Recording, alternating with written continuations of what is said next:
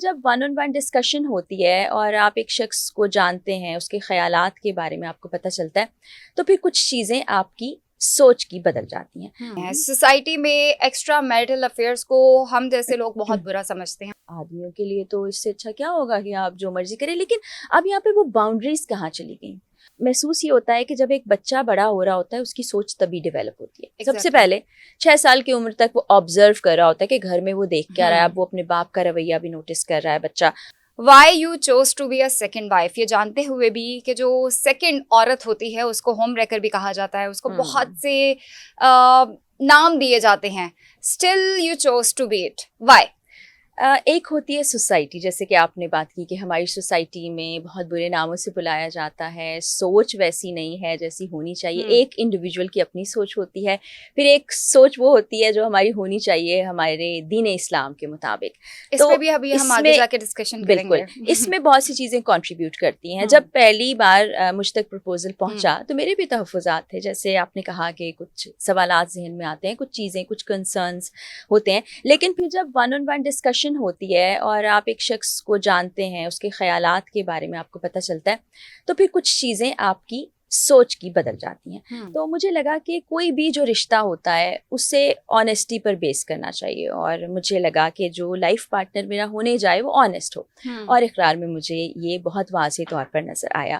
تو میں نے سب حقیقت مجھے معلوم تھی, اور چونکہ اس میں قانونی طور پر, شرعی طور پر کوئی قباحت نہیں تھی, اور کسی کا اپنا حق ہوتا ہے کہ وہ کوئی بھی ڈیسیجن لے, اور اس پر مجھے لگتا ہے کہ سوال بھی نہیں ہونا چاہیے, کیونکہ یہ کسی کا پرسنل ڈیسیجن ہے, اس کے پروز اینڈ کونز اسی نے فیس کرنے ہیں. لیکن بہرحال جب بھی مجھ سے سوال ہوتا ہے میں اس کا وہی جواب دیتی ہوں جو ہے, اور بعض اوقات سننے والے بھی بور ہو جاتے ہیں. چلیں یہ تو ہو گئی آپ کی بات, لیکن اب سوسائٹی کو ڈسکس کر لیتے ہیں. سوسائٹی میں ایکسٹرا میرٹل افیئرس کو ہم جیسے لوگ بہت برا سمجھتے ہیں. اس کی وجہ یہ ہے, دیکھیں اگر میں اپنی اوپینین کی بات کروں تو مجھے کسی کی دوسری شادی میں کوئی اعتراض نہیں ہے. You fell for someone, اور آپ آلریڈی ایک ریلیشن شپ میں ہیں, اور آپ کو کوئی اور اچھا لگ گیا, آپ دوسری شادی کرنا چاہ رہے ہیں.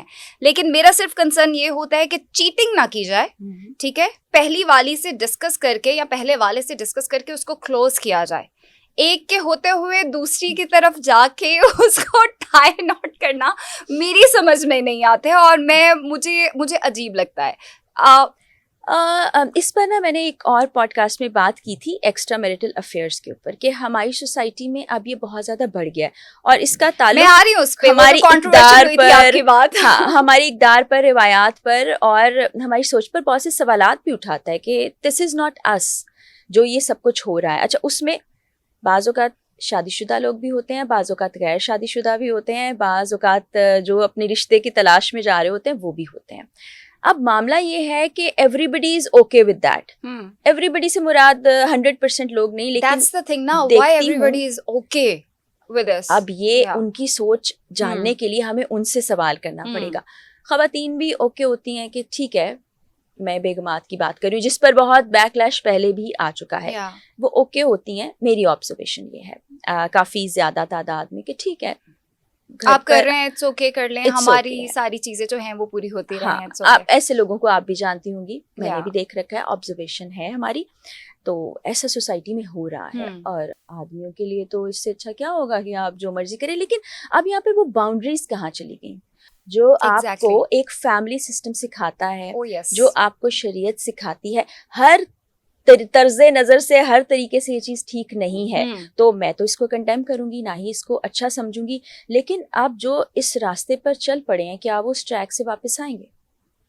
کیا یہ رک پائے گا؟ یہ تو انڈیویجول کی سوچ پر ڈیپینڈ کرتا ہے نا. آپ کو برا لگ رہا ہوگا, مجھے برا لگ رہا ہوگا, اور میری تو سوچ یہ ہے کہ اس سے بہت بہتر ہے کہ آپ نکاح کریں, کہ وہ ایک جائز رشتہ ہے. ڈونٹ یو تھنک فرا کہ ایسے لوگ جو ہم بات کر لیتے ہیں وومنائزر کی, ٹھیک ہے, ہماری سوسائٹی میں بہت سے لوگ وومنائزر ہیں.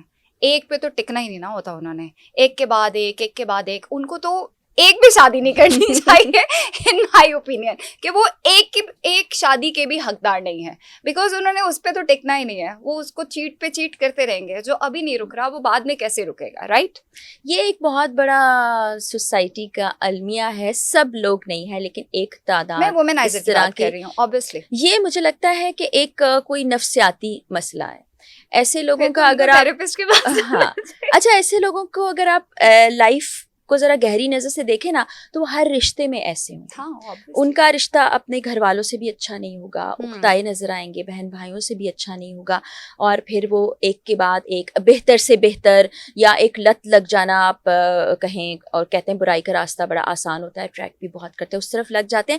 لیکن دا مومنٹ آپ ریئلائز کریں کہ there is something wrong with me تو اس کو ٹھیک کیا جا سکتا ہے. جب آپ کہیں کہ جو میں کر رہا ہوں وہ بالکل ٹھیک ہے, جائز ہے, پھر آپ کبھی ٹھیک نہیں ہو سکتے. تو ہدا بہت سی ایسی چیزیں ہیں جن کے پیچھے ہمارے نفسیاتی مسائل چھپے ہوئے ہیں. ہم اس کی پردہ پوشی کرنے کے لیے کئی لوگوں کی زندگی خراب بھی کر دیتے ہیں. اب ایسے بہت سے لوگ ہوں گے سوسائٹی میں, آئے دن ہم سٹوریز دیکھتے ہیں کہ فلاں شخص نے اپنے آپ کو یہ نقصان پہنچا لیا, فلاں خاتون نے ایسے کر لیا, کمٹمنٹ کی تھی وہ پوری نہیں کی. تو یہ ایک بہت بڑا ہمارے معاشرے کا المیہ بن چکا ہے.